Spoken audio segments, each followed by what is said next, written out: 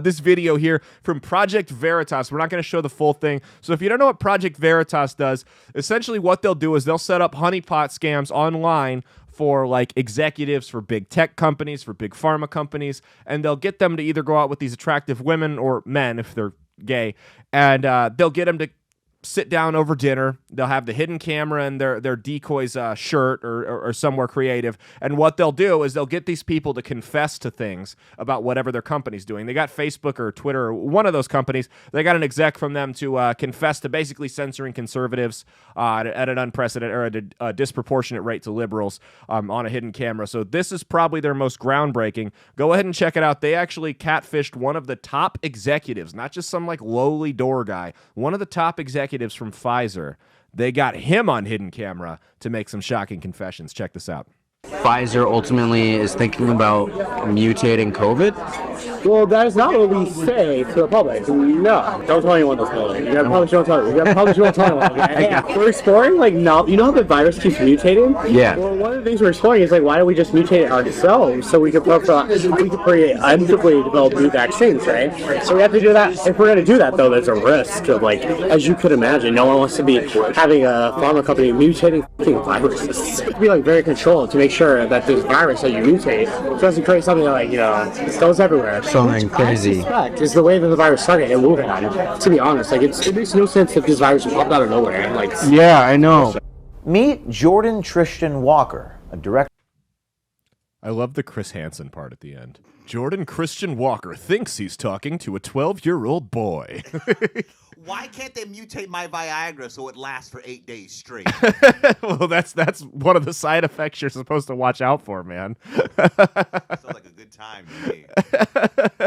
Well, so the full video, what that doesn't show is that guy. So the suit guy is James O'Keefe, I think his name is. He comes out of nowhere in a suit like Chris Hansen with like a notebook and everything. Total Chris Hansen style. He's like, so Jordan, we have some questions for you. And you can see it on their Twitter account. It's like a 10-minute video. And this guy freaks out. He grabs the iPad that the footage was on and slams it on the ground, and he tries to steal it, and he winds up getting tackled. He runs out to the car, or he runs out to the parking lot. Some car drives by that he thinks is them, but it's really just some guy trying to leave the restaurant, and he stops it in the street, threatening to call the police on them and everything. It was a total train wreck. Classic. Total train wreck. Did he keep his job? He's probably going to get fired. How recent was this? This dropped last week. Okay. Like the only reason we didn't talk about it on the show last week was because it was like the day after we had recorded. Okay. So I was like, that's the one crappy part about pre-taping, and it's why I try to do the emergency broadcasts on my YouTube for stuff like that. But I was like, we'll just bring it on the show.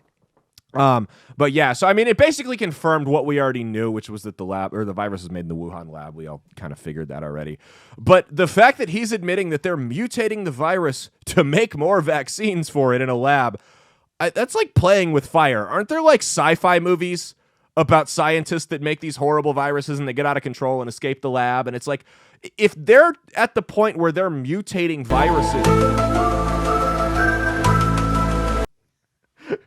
If they're at a point where they're mutating these viruses in a lab, we've got how many strains of COVID? And, you know, every strain needs like a new booster.